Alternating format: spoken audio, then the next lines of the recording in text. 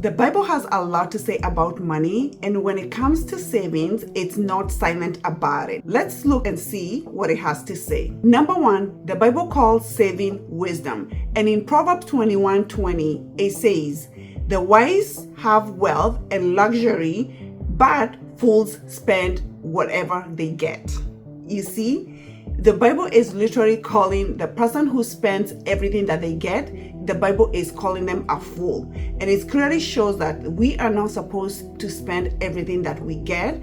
And I know most of us, most of the time, when we get our paycheck or anything, sometimes we don't even have anything left, which should have been a priority, but we spend everything that we have. The Bible also says in Proverbs 6:6-8, it says, "Go to ant, you sluggard, consider its ways and be wise. It has no commander, no overseer or ruler, yet it stores its provision in summer and gathers its food at harvest." As you see, the Bible says the ant has no overseer, it has nobody to tell it what it's doing, but yet it doesn't have a ruler, but yet it tells itself to save in the time of need. It's in the Bible that we are supposed to save, just as these ants, which are less than us, that are literally saving. So saving is a part of God's plan for us, and it is a must.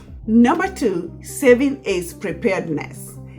And in Genesis 41, we see the story of Joseph, where he interprets Pharaoh's dream about 7 years of abundance and 7 years of famine. And it says in verses 34, that's Genesis 41:34, "Let Pharaoh do this. Let him appoint officers over the land to collect 1/5 of the produce of the land of Egypt in the 7 plentiful years. And then gather all the food of those good years that are coming, and store up grain under the authority of Pharaoh, and let them keep food in the cities. Then that food shall be as a reserve for the land for the 7 years of famine, which shall be in the land of Egypt, that the land may not perish during the famine." As we can see here, Joseph literally told Pharaoh that he needs to save at least 1/5. And when you calculate and see 1/5, that's literally 20%. And when we listen about the budgeting, where we hear about the budgeting 50, 30, 20, 20% most of the time is our amount that we are recommended to save. So as you can see here, literally, Joseph advised Pharaoh that 20% of the grains should be saved so that it can be used during the famine years when the years came. And guess what? The famine did come, and Egypt literally flourished and thrived during those after the 7 years of the plenty, because they had grain that was stored, and all the nations that were surrounding Egypt, they all literally came to Egypt to look for food. Some of them even sold their land to buy the food from Joseph. It's amazing when I look at that story, but literally, the Bible is literally telling us even how much, literally, to save, 20%. And sometimes when we think about our paychecks, we usually think about when somebody says 20%, it seems so much, but literally, it's wisdom. And as we saw earlier, it's wisdom. And here, we are literally told, we need to save 20%. So 20% of your income should be going to savings. Number three, saving is stewardship and not fear. I know a lot of people usually think when they hear about biblical, or if you're a Christian, a lot of people will say, "Why am I saving?" Is saving fear. But when you save, you're being a good steward of what God has given to you. And also in 1 Timothy 5:8, it says, "Anyone who does not provide for their relatives, and especially their own household, has denied the faith and is worse than an unbeliever." So here, when we are saving, we're being able to provide for our families, because when we don't have savings, fine, we use the credit, a lot of people use credit cards and all that when they have emergencies. But literally here, we are being told that if you're not providing for your family, you're worse than an unbeliever. Or another other versions usually say you're worse than an infidel. It is so key for us to be able to save, because when we're saving, we're being faithful. We are being good stewards of what God has given us. Because can you imagine, God has trusted us with this amount of money or whatever paycheck that you have.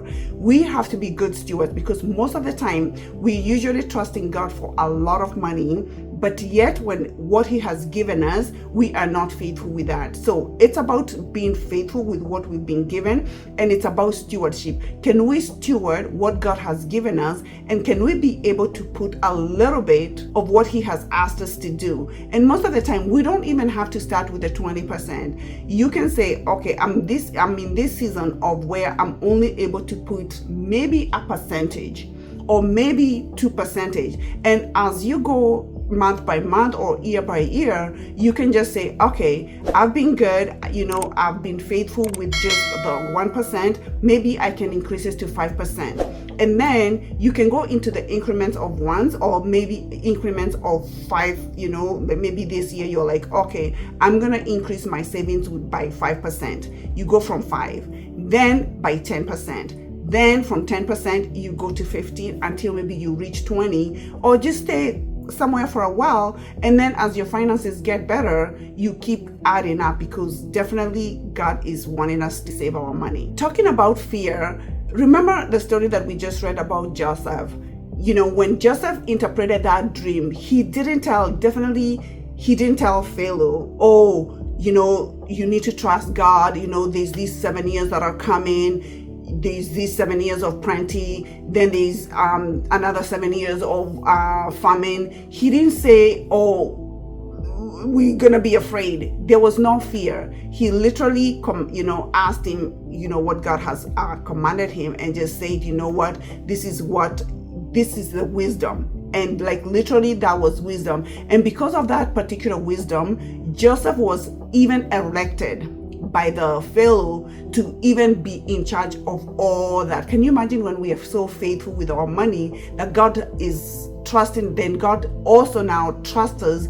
to do more because of what we've been able to do with the faith that he has entrusted with us. And if you haven't read that story of Joseph, I would literally recommend you read that story, because it's amazing about what he was able to do and how he was able to, even people would come from, people sold even lands to him, and people later were coming to buy food from him. So be faithful with what you have and be a good steward. Number 4 is saving has a purpose, and it's not for holding. The Bible does talk about, saving, but then there's also this balance where we're not supposed to hold everything. So in Luke 12:16-21, it talks about, it's a parable of the rich fool. The Bible calls him a rich fool. It says a man who had, there was this man who had so much grain and didn't even know where to store it. So this is what this man told himself: I will tear down my barns and store bigger and build bigger ones. Then I will say to myself, you have plenty stored away for many years. Take life easy, eat, drink, and be merry. But God said to him, you fool, this very night your life will be demanded from you. Then who will get what you have prepared for yourself? Jesus said, this is how it will be with whoever stores up things for himself, but is not rich towards God. And the principle here, is that saving is biblical, and we're not supposed to be holding, because this man was just putting and getting, he was even looking to build bigger barns so that he can store for himself. But guess what happened? His life was demanded that very, very day. So whatever God has given you, don't just hold it for yourself, because your life will be demanded of you. Proverbs 11:28 also says, those who trust in their riches will fall, but the righteous will thrive like a green leaf. So saving is key here, but don't just literally trust on your savings. The key thing here is trusting in God and not trusting in our savings. Number 5, saving enables generosity. Proverbs 13:22 says, a good person leaves an inheritance for their children's children. So here we can see that we cannot be able to leave our children anything if we have not saved. And also in 2 Corinthians 9:11 says, you will be enriched in every way so that you can be generous on every occasion. So God blesses, the work of our hands, and he blesses us to be a blessing. So when we give, when we save, we're able to, like, if somebody is in need, we have an opportunity to be generous, although we are supposed to be tithing, to be giving and all that. But when we hear people are in need, definitely if we don't have money, we are unable to give them. But when we save and we have money set aside, we all have the money to be able to give others in their times of their needs. So my question is, are you saving, and how much are you saving? Let me know in the comment, and thank you so much for watching, and I'll see you in my next video.